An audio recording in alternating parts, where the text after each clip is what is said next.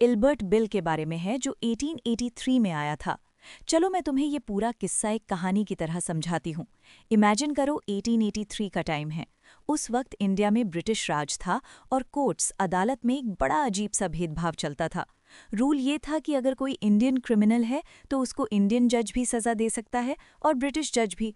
लेकिन अगर कोई अंग्रेज़ यानी यूरोपियन क्राइम करता था तो उस वक्त का कानून कहता था कि कोई भी इंडियन जज, चाहे वो कितना भी सीनियर या पढ़ा लिखा क्यों ना हो, किसी अंग्रेज़ का केस नहीं सुन सकता।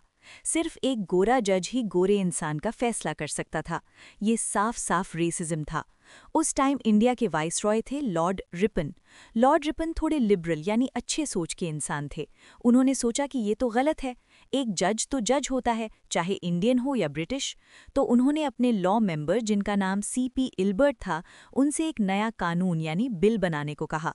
इस बिल का मकसद बस यही था कि इंडियन जजेस और ब्रिटिश जजेस को एट पार, मतलब बिल्कुल बराबर लेवल पर लाया जाए। इसका मतलब था कि अब से इंडियन जजेस भी यूरोपियंस के क्रिमिनल केसेस सुन सकेंगे। लेकिन जैसे ही ये बिल आया, अंग्रेजों में हंगामा मच गया। उन्हें लगा कि अरे, हम हमारे ऊपर इन काले लोगों से फैसला करवाएंगे। उन्होंने इतना विरोध किया कि लॉर्ड रिपन को ये बिल वापस लेना पड़ा और इसे बदलना पड़ा। इस घटना ने इंडियंस को एहसास दिलाया कि अंग्रेज कभी हमें बराबर नहीं समझेंगे। अब आते हैं ऑप्शंस पर।